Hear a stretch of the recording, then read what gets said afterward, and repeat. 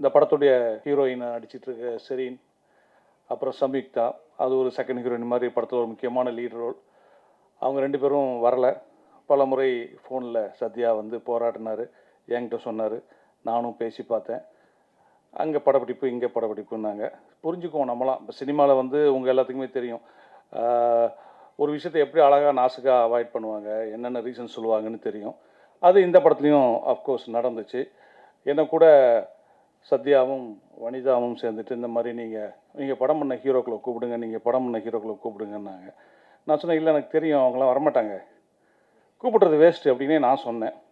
இல்லை கூப்பிடுங்க, நீங்கள் இவ்வளோ படங்கள் இவ்வளோ ஹீரோக்களை வச்சு பண்ணியிருக்கீங்க, பண்ணுங்க அப்படின்றப்போ எனக்கு மைண்டில் ஒன்று தோணுச்சு. நான் ஒரு ஹீரோவை இதே மாதிரி இப்போ சத்யா எப்படி ஒரு அப்கமிங் ஹீரோவாக இருக்கார். சொல்ல மாட்டேன், சத்யா வந்து இது ஃபஸ்ட்டு படம் கிடையாது. அவர் இதுக்கு முன்னாடி ஒரு 4-5 படங்களில் பண்ணியிருக்காரு. குறிப்பாக சொல்லப்போனால் நெல், மகாராஜன், இப்போ வந்த மகாராஜா இல்லை, அப்போ வந்த மகாராஜன் போன்ற படங்கள்லாம் பண்ணியிருக்காரு. அப்படி அப்கமிங்கில் இருக்கிற ஹீரோவாக இருக்கிறாரு. நாம் ஒரு இப்படி தானே ஒரு அப்கமிங் ஹீரோவுக்கு படங்கள் 2 படங்கள் பண்ணி அவர் வந்து சினிமாவில் அவருக்கு ஒரு ஒரு ஒரு கம்பேக் மாதிரி கொடுத்தோம் அப்படின்ற மாதிரி. சும்மா இருங்க, அப்படின்லாம் நாங்கள் வந்து கூப்பிட்டோம், யாரும் வரலன்னு வச்சுக்கோங்க. ஓகே, இப்போ வந்துட்டு என்னென்னா இந்த படம் வந்து என்னென்னா, நான் வந்து எனக்கு வந்து சத்யா ஃபோன் பண்ணார் ஒரு நாள். சார் உங்களை மீட் பண்ணோம் அப்படின்னாரு. நான் போனவுடனே எனக்கு வந்து ஒரு கதையை சொன்னார். அந்த கதையை அப்படியே அவர் ஃபுல்லாக சொல்லி முடிச்சுட்டு, கதை எப்படி சார் இருக்குன்னு கேட்டார். நான் உண்மையிலேயே அவர் கதை சொல்லி ஒப்பீனியன் கேட்க கூப்பிட்றாருன்னு நினச்சேன். ஏன்னா நிறைய என்னுடைய சினிமா நண்பர்கள் வந்து கூப்பிட்டு கதை சொல்லி ஒப்பீனியன் கேட்பாங்க. எனக்கு என்ன கதையை பற்றி என்ன தோணுதோ அதை இமீடியட்டாக நான் வந்து ரெஃப்ளெக்ட் பண்ணிட்டு வந்துடுவேன். எனக்கு இந்த இடம் இப்படி தோணுது, நல்லா இருக்குது, நல்லா இல்லை சுமாராக இருக்குது, இது இப்படி பண்ணால் பெட்டராக இருக்கும், என்னுடைய சஜஷன் கொடுத்து வந்துடுவேன். அப்படி தான் அவர் கூப்பிட்றாருன்னு நினச்சி நான் வந்து கதையை ஃபுல்லாக கேட்டு முடிச்சுட்டு, நல்லா இருக்குங்க, சூப்பராக இருக்குது, அங்கங்கே கொஞ்சம் கமர்ஷியல் இன்க்ரீடியன்ஸ் உள்ளே போட்டாச்சுன்னா கரெக்டாக பக்காவாக வரும் அப்படின்னு. சார் இந்த கதையை நீங்கள் தான் டைரக்ட் பண்ணணும் அப்படின்னாரு. எனக்கு ரொம்ப ஷாக்கிங்காக இருந்துச்சு. ஏன்னா நான் வந்து அந்த கதையை கேட்குறப்போ ஒரு ஆடியன்ஸாக தான் கேட்டிருக்கேன். அது நம்மளே டைரக்ட் எனக்கு இவங்க சொன்ன அந்த கதை வந்து எனக்கு ஒரு புது களம். எனக்கு கமர்ஷியலாக அந்த கதையில் இருந்தால் கூட 2 கேரக்டர் தான் ஃபஸ்ட் ஆஃபில் ட்ராவல் ஆகுது.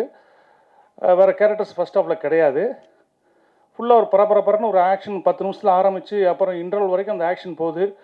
இது டிஃப்ரெண்ட்டாக இருக்க அப்படின்ட்டு நான் அவர்கிட்ட உடனே கேட்டது, இந்த கதைக்கு என்ன எதுக்கு நீங்கள் டைரக்டராக செலக்ட் பண்ணீங்க அப்படின்னு. அவர் சொன்னார், இல்லை சார், இதை வந்து ஒரு பரபரன்னு ஒரு ப்ரெசன்டேஷன் வேணும், அதுக்காக தான் உங்களை கூப்பிட்றேன் அப்படின்னு. ஓ, அப்போ தான் நான் நினச்சேன், ஓ நம்ம பரபரன்னு பண்ணுறோம் போல இருக்குது அப்படின்ட்டு சரின்னு சொல்லி ஒத்துக்கிட்டு இந்த படத்தை பண்ணால். உண்மையிலே இந்த படம் வந்து ரொம்ப ஒரு குறுகிய கால தயாரிப்பில் முடிக்கப்பட்ட படம். கதையோட லைன் என்ன அப்படின்ற போது அந்த லாக் லைன் சொல்லுவாங்க. அது வந்து என்னென்னா, வாழ்க்கையில் எவ்வளோ பெரிய பிரச்சனை வந்தாலும் நம்ம வந்து சோர்ந்து போகிறதுல வந்து எந்த விதத்துலையும் யூஸ் இல்லை. அதில் வந்து நம்ம ரொம்ப சாமர்த்தியத்தையும் சாணக்கியத்தனத்தையும் யூஸ் பண்ணி ஜெயிக்கணும். அதுதான் இந்த படத்தில் இந்த ஹீரோ பண்ணுவார். அதற்கு அவர் வந்து ஒரு பெரிய ஹீரோவுடைய மேற்கோள்கள், அதாவது அவர் படங்களில் சொன்ன கொட்டேஷன்லாம் யூஸ் பண்ணி பண்ணுற மாதிரியான ஒரு வித்தியாசமான கதை இது. அவங்க பண்ணி வச்சுருந்தவங்க கேட்டவொன்னே எனக்கு ரொம்ப இம்ப்ரெஸ் ஆச்சு. இந்த கதையை பண்ணலான்னு டிசைட் பண்ணி பண்ணும்போது அந்த லாக் லைன் வந்து இப்போ தான் அந்த ஹோஸ்ட் சொன்ன மாதிரி அவங்க வந்து ரஜினி சார் இப்போ மேடையில் பேசுகிறப்போ, அட நம்ம கதை லாக் லைன் இதானே அப்படின்ற மாதிரி நமக்கு சந்தோஷமாக இருந்துச்சு. இந்த படத்தில் வந்து ஷெரீன் வரலை, ஆனால் படத்தில் அவங்களுக்கு ரொம்ப முக்கியமான ஒரு ரோலு. அப்புறம் யாராவது சம்யுக்தா வரலை, அவங்களுக்கும் படத்தில் ஒரு முக்கியமான நீங்கள் பார்த்துருப்பீங்க ட்ரெய்லரில் ஒரு நல்ல ஒரு இம்பார்ட்டண்டான ரோலு. அஃப்கோர்ஸ் வனிதா சத்தம் போட்டாங்கல்ல, நான் கிளம்புறேன், ட்ரெய்லரில் என் ஷாட் இல்லை என்ன அப்படி இப்படின்னு கேட்டாங்க இல்லையா. ஆக்சுவலாக நான் பர்பஸாக வனிதா ஷாட் போடலை இந்த படத்தில். ஏன் இந்த ட்ரெய்லரில் வேண்டான்னு வேறு யாரும் இல்லை, நான் தான் காரணம், வனிதா மேடம். நான் எதுக்கு வேண்டான்னு சொன்னேன்னா, இந்த படத்தில் அவங்க பண்ணியிருக்க கேரக்டர் வந்து ரொம்ப ஒரு இந்த கேரக்டர் என்ன பண்ண போகுது அப்படின்னு ஒரு கியூரியாசிட்டி கிளப்பிக்கிட்டே இருக்கும் படத்தில். முக்கியமான இடத்துல அது ஒரு முக்கியமான விஷயத்த கோட்டை விட்டுருவாங்க. அதுலேருந்து தான் படம் கிளைமாக்ஸ் டேக் ஆஃப் ஆகும். இந்த கேரக்டர் தெரிய வேண்டாம் படத்தில், இவங்க இருக்காங்கன்னே தெரிய வேண்டாம் அப்படின்னு சொன்னோம். இன்ஃபேக்ட் சொல்லப்போனால் நான் அந்த ஆடியோ ஃபங்க்ஷனுக்கு ஹீரோயின்ஸ் 2 பேர் வந்திருந்தாங்கன்னா வனிதா கூப்பிட்ருக்கே மாட்டேன். இந்த படத்தில் அவங்க இல்லைன்ற மாதிரியே வச்சுக்கோன்னு தான் நினச்சிக்கிட்டு இருந்தேன். பட் அன்ஃபார்ச்சுனேட்லி கூப்பிட வேண்டிய சூழல் வந்துச்சு, ஏன்னா வேறு ஆர்டிஸ்ட் இல்லைன்னு. அப்புறம் வந்து இவர் நெக்ஸ்ட்டு படம் ஹெர்குலஸ்னு படம் பண்ணுறாரு. அந்த படத்தில் வந்து புக்காக இருக்கிற ஹீரோயின் வந்து கன்னிகாமன். அந்த காலத்தில் ஜீனத்தம்மன் சொல்லுவோம்ல, அதுதான் கன்னிகாமன். அப்போது வந்து அவங்க வந்து ஃபங்க்ஷனுக்கு வந்தது எனக்கு ரொம்ப தேங்க்ஸ், ரொம்ப சந்தோஷம். தேங்க்யூ கனியா. இந்த படத்தை பற்றி இன்னும் நம்ம நிறைய பேசுகிறத விட முக்கியமாக இந்த படத்துடைய மியூசிக் பற்றி சொல்லணும். அமரீஷ் கிட்டத்தட்ட எனக்கு அவருக்கு சண்டையே நடக்கும். நான் எந்திரிச்சுலாம் போயிருக்கேன் அவர் ஸ்டூடியோலேருந்து எழுந்திரிச்சு. அவர் வந்து இருங்க ஏங்க பண்ணலாங்க அப்படிம்பார்.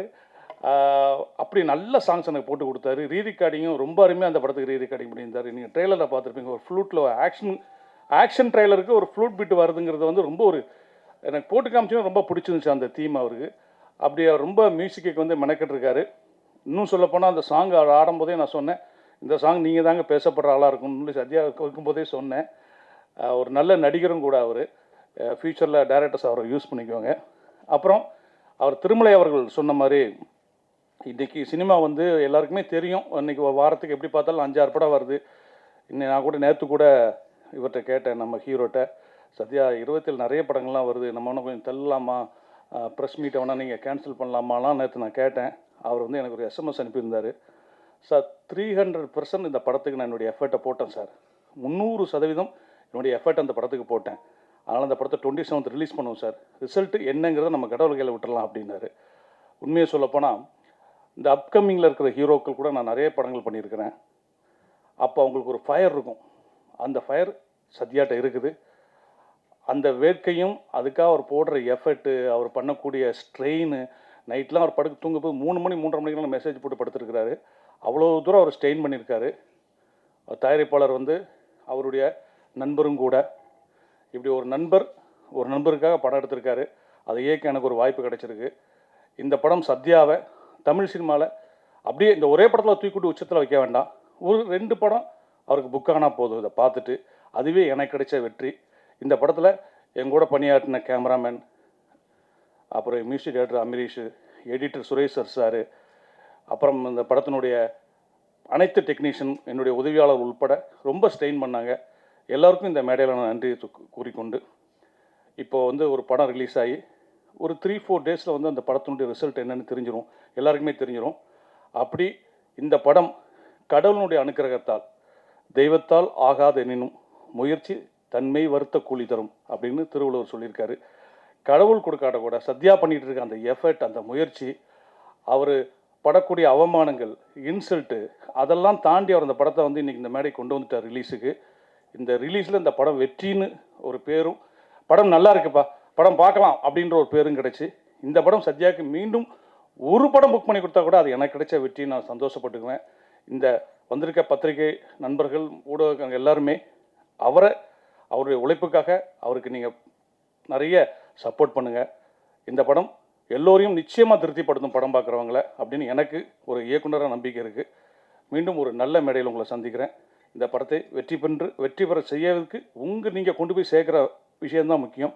அதை சேர்ப்பீர்கள். எப்போவுமே எனக்கு அந்த பத்திரிகையாளருடைய அந்த நட்பும் அவருடைய ஆதரவும் இருந்திருக்கு. இந்த படத்தில் நடக்கும். உங்கள் அனைவருக்கும் மீண்டும் நன்றி கூறி விடைபெறுகிறேன். நன்றி, வணக்கம்.